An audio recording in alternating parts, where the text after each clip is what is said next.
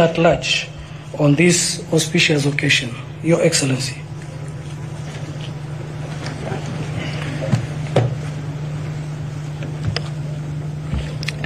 Thank you very much. We can take our seats.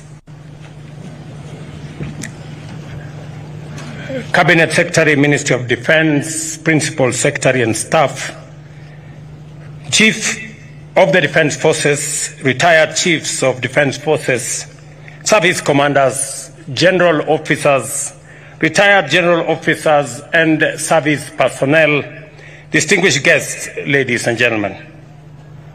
It gives me great pride and honor to join today here at Moi Barracks, Eldoret, as we mark the Kenya Defense Forces Day.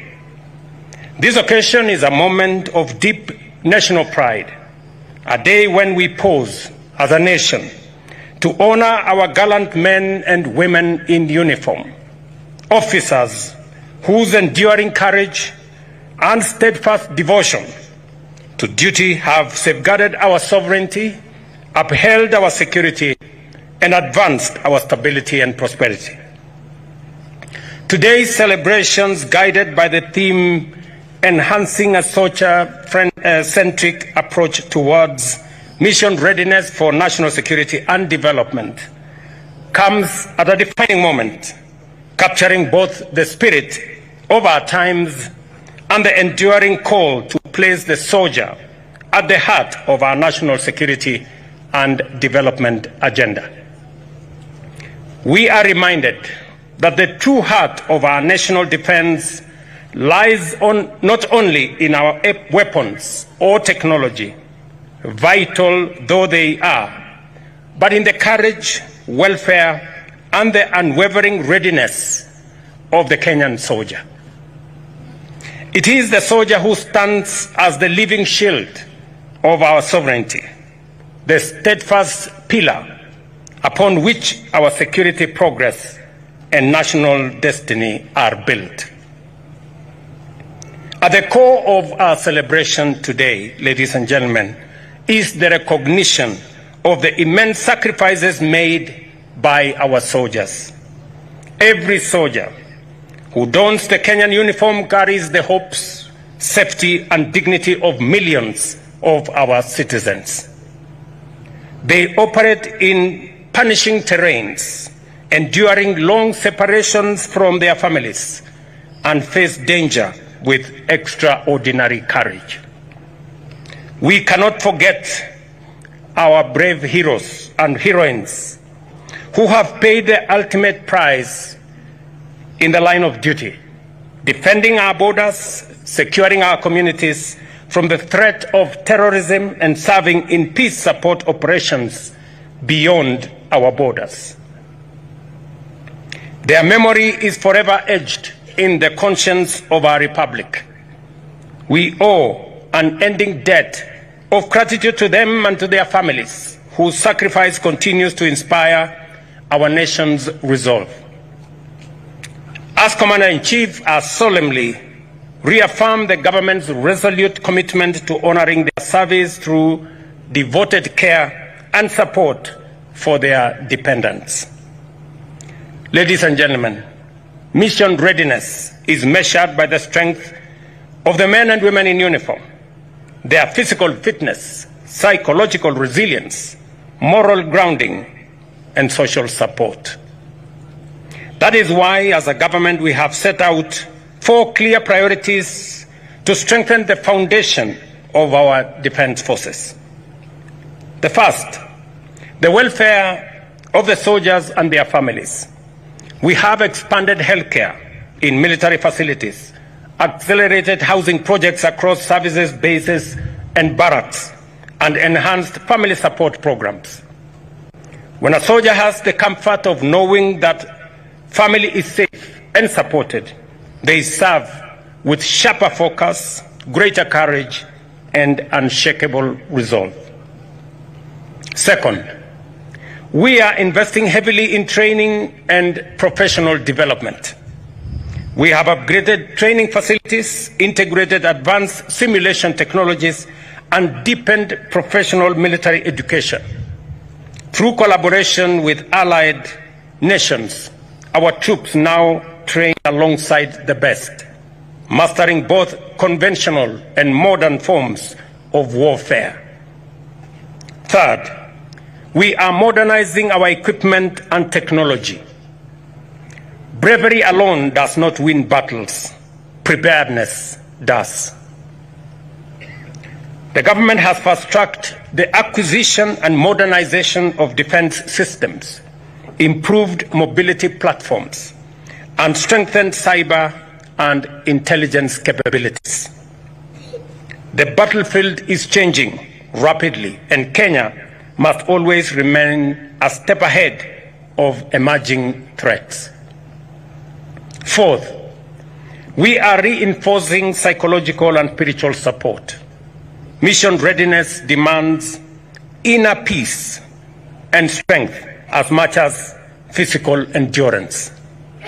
We are scaling up programs to address post-traumatic stress, build resilience, and provide moral guidance, recognizing that the mind and spirit of a soldier are as vital as their skill and strength. Ladies and gentlemen, the Kenya Defense Forces now stand as a pivotal crossroads in history. The world around us is transforming, from cyber warfare and terrorism to violent extremism, climate-driven security risks, and transnational organized crime around us. Closer home, we continue to guard our borders, protect our seas, and confront threats to our peace and stability. In all this, the Kenya Defense Forces have shown exemplary mission readiness. Through operations such as Linda Nchi, contributions to the Africa Union Transition Mission in Somalia, and the humanitarian assistance across our counties during national disasters, our officers have demonstrated readiness is not confined to the battlefield. It also extends to every sphere where the safety and dignity of Kenyans are at stake. Our approach must therefore remain dynamic by strengthening intelligence gathering, fostering interagency collaboration, and investing in rapid deployment capabilities. Distinguished guests, security and development are two sides of the same coin. Without security, there can be no sustainable development. And without development, insecurity finds fertile ground. The KDF, through their discipline and professionalism, continues to contribute immensely to our national development agenda. Fellow citizens, the story of KDF is the story of what is possible when Kenyans choose excellence over average, service over selfishness, and courage over comfort. The transformation of our nation depends on this very spirit, the willingness to think big, to believe in our own potential, and to reject the limits of the ordinary. I have said it before, I repeat it here today again, that we must reject mediocrity in all its forms. We must aim higher, work harder, and serve better. We must settle for nothing less than the very best. Kenya Defense Forces are our heroes and patriots who continue to serve our beloved country with unmatched efficiency, discipline, and commitment. The KDF has remained a shining symbol of professionalism and integrity, not only in protecting our sovereignty, but also in driving the very transformation of our nation. Across Kenya, the fingerprints of the KDF are everywhere. You have built roads that connect communities and open new frontiers of opportunity. You have supported the construction of hospitals and schools that give life and hope to our people. You have played a pivotal role in iconic infrastructure projects such as Talanda Stadium, embodying our belief in talent, excellence, and national pride. In the North Rift, your courage and discipline have restored peace and order, allowing families and businesses to thrive once again. Our soldiers have also been instrumental in disaster response, medical outreaches, and environmental conservation efforts such as tree planting, all of which strengthen our national resilience and defense. We shall continue to harness the skills and expertise of the Kenya Defence Forces in nation-building projects, whether in housing, manufacturing, innovation, or national infrastructure. And I'm very proud that finally we will have the Ulinzi Construction Company that will have all the capabilities for us to have KDF undertake construction of roads, bridges, houses, especially in difficult areas of our nation. I have committed to the KDF fraternity that the government of Kenya is going to put at their disposal all the equipment necessary for us to realize this vision, because we want to establish bases in some of the difficult areas in Kenya, in Turkana, in West Pokot, in northern Kenya, and many other areas that are of necessity to be able to protect our country. We shall also continue to deepen defense cooperation with regional and international partners, strengthen our interoperability, and enhance intelligence gathering. These partnerships not only improve our mission readiness, but also elevate Kenya's role as a responsible and respected member of the international community. As President and Commander-in-Chief, I am proud of what you have achieved, not only because you serve with honor, but also because your work gives life to the government's vision of a transformed and prosperous Kenya. You are builders of the Kenya we dream of, a Kenya that is modern, united, secure, and full of possibility. To the men and women of the Kenya Defence Forces, your patriotism, discipline, and professionalism inspired this great republic.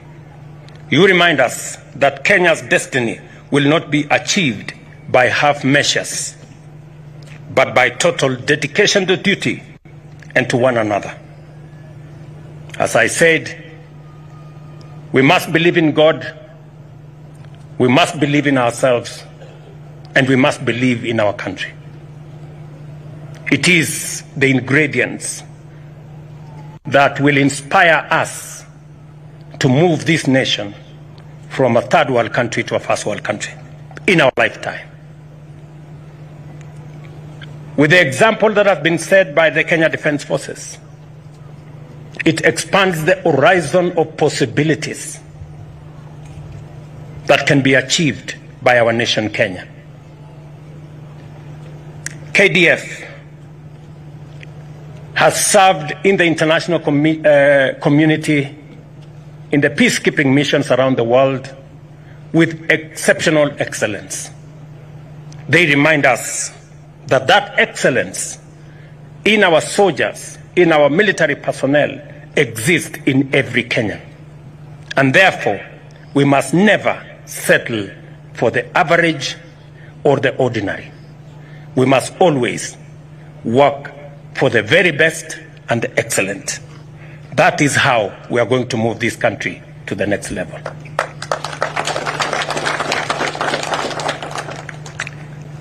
As Commander-in-Chief, I thank you for standing tall for Kenya, for building, protecting, and transforming our nation with excellence and pride.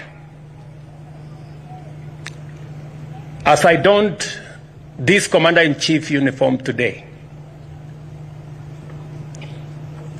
it reminded me of my early years as a student, as a pupil, actually, in Kamagut Primary School just next door.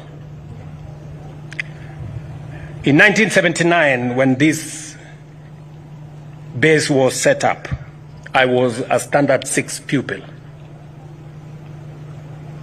Today, with a lot of pride, I saw the choir from St. Mark my village mates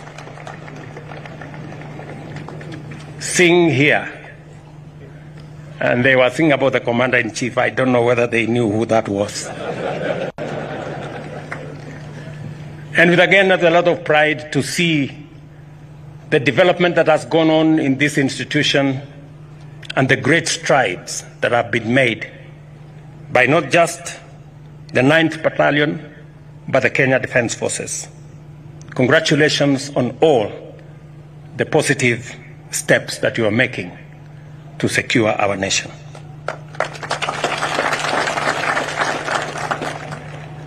Once upon a time, I watched as a pupil as there was training of soldiers around this compound. We saw them carry huge logs on their shoulders, go through waters. Today, I take pride that Kenya is making steps, positive steps. Ladies and gentlemen, the soldiers' mission is not theirs alone. It is ours collectively as a nation. Every citizen has a role in safeguarding peace and stability. Communities must work with our security agencies to identify and report threats. Civil institutions must complement military efforts through dialogue, education, and economic empowerment.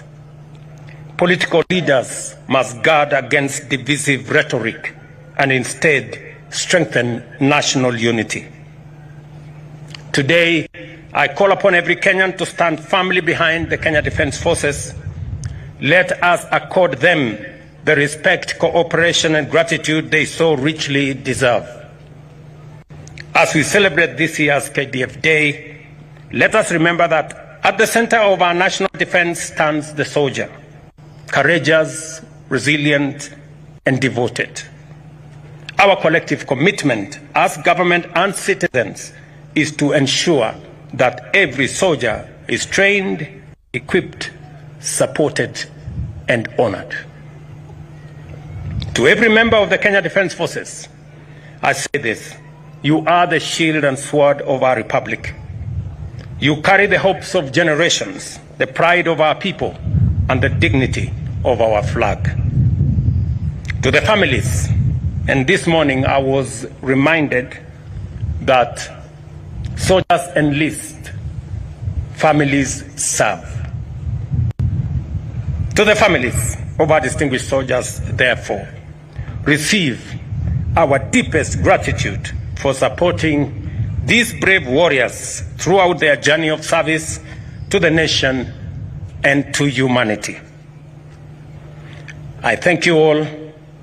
Have a great KDF Day.